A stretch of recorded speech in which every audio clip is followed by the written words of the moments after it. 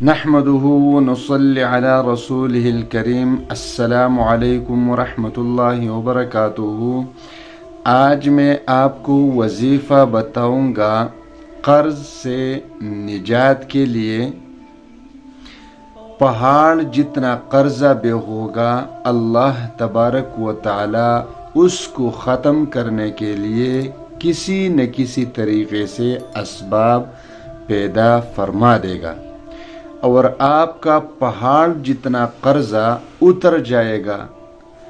رزق اور مال میں برکت کے لیے، رزق اور مال میں اضافے کے لیے آج کا یہ وظیفہ سب سے بڑا وظیفہ ہے۔ ایک دعا جو آپ ہر فرض نماز کے بعد پڑھیں گے اور جمعے کی نماز کے بعد ایک خاص مقدار میں پڑھیں گے۔ اسی طرح آپ روزانہ ایک درود شریف جس کے مختصر الفاظ ہیں، آپ روزانہ 100 مرتبہ پڑھیں گے۔ انشاءاللہ تعالی آپ کو کبھی بھی کسی مخلوق کے سامنے ہاتھ پھیلانے کی ضرورت نہیں پڑے گی۔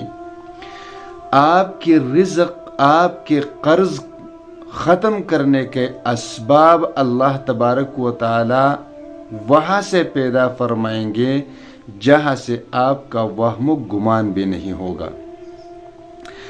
آج کا یہ وظیفہ میرے خیال میں آیا ایک خبر سن کر کہ پاکستان کے موجودہ حکمرانوں نے لوگوں کو قانون اپنے ہاتھ میں لینے پر بھی مجبور کر دیا۔ چوری اور زنا جیسے واردات میں لوگوں کو مبتلا کر دیا۔ لوگوں نے اپنے ہی گھر کے خواتین کی عزتیں بیچنا شروع کر دیے۔ لوگوں نے ایسے جرائم شروع کر دیے کہ رونگٹے کھڑے ہو جاتے ہیں۔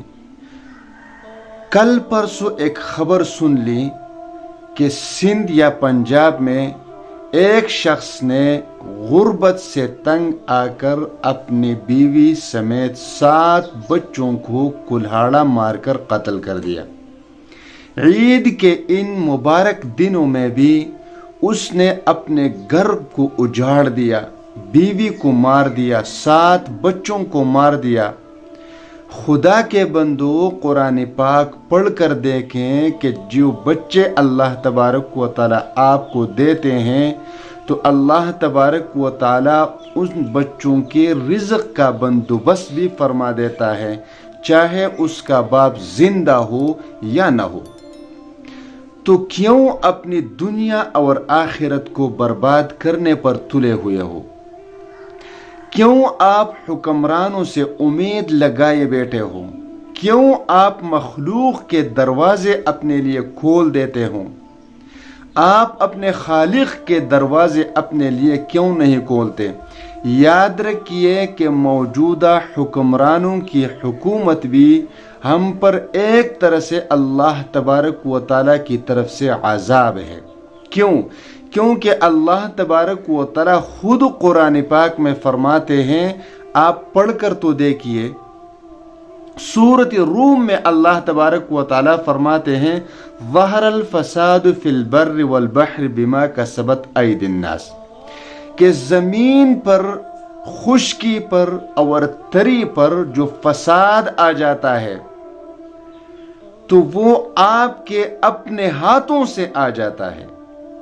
پھر اسی طرح اللہ تبارک و تعالی سورۃ السجدہ میں بھی فرماتے ہیں کہ اللہ تبارک و تعالی آپ کو وَلَنُذِيقَنَّهُم مِّنَ الْعَذَابِ الْأَدْنَىٰ دُونَ الْعَذَابِ الْأَكْبَرِ لَعَلَّهُمْ يَرْجِعُونَ، کہ ہم آپ کو ضرور دنیا میں عذاب چکھائیں گے تاکہ آپ واپس لوٹ جاؤ اللہ تبارک و تعالی کی طرف۔ تو یہ حکمران ہمارے لیے اللہ تبارک و تعالی کی طرف سے کسی بھی عذاب سے کم نہیں ہے۔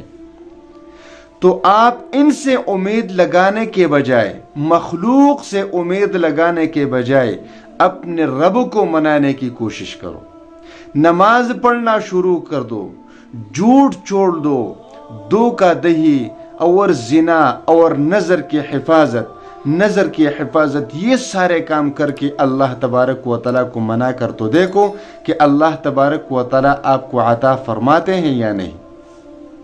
تو آج میں آپ کو یہی کہتا ہوں کہ آپ اپنے بچوں کو قتل کرنے کے بجائے، اپنی بیوی کو قتل کرنے کے بجائے یہ وظیفہ سن لیجئے اور اس کو اپنی زندگی کا حصہ بنا لیجئے۔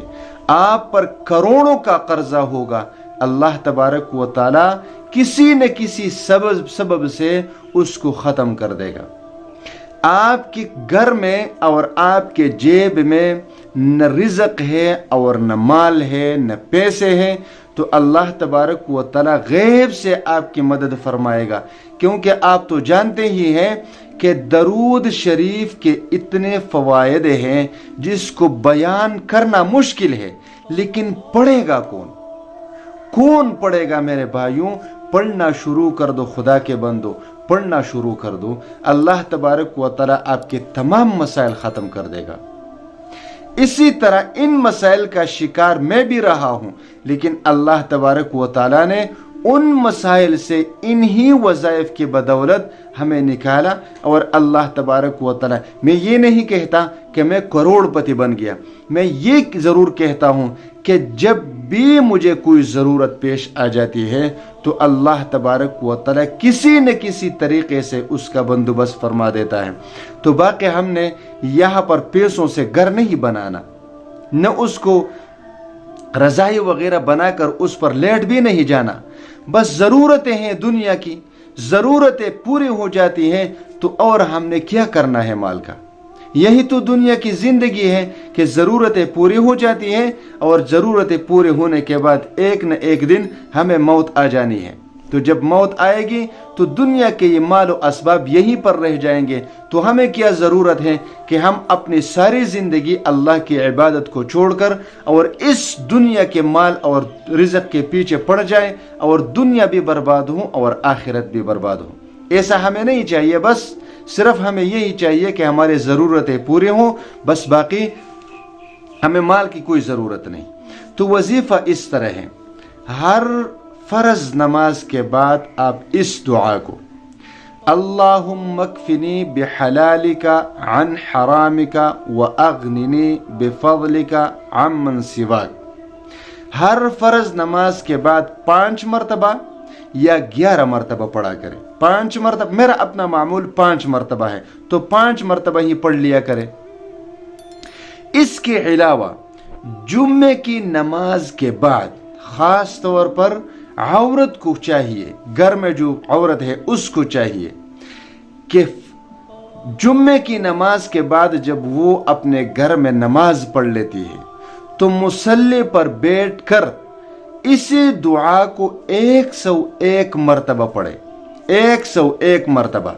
آپ کو کبھی بھی زندگی میں نہ قرض کا سامنا کرنا پڑے گا، پہاڑ جتنا قرضہ ہوگا ختم ہو جائے گا۔ اسی طرح آپ کو کبھی بھی زندگی میں رزق اور مال کی تنگی کا سامنا نہیں کرنا پڑے گا۔ نمبر 2، ظہر کی نماز کے بعد 100 مرتبہ یہ درود شریف پڑھا کرے، اللہم صل علی محمد عبدک ورسولک وصل علی المؤمنین والمؤمنات والمسلمین والمسلمات۔ ان 2 وظائف کو اپنی زندگی کا حصہ بنا لیجئے، انشاءاللہ تعالی آپ کو زندگی میں کبھی قرض، رزق اور مال کی ٹینشن نہیں ہوگی۔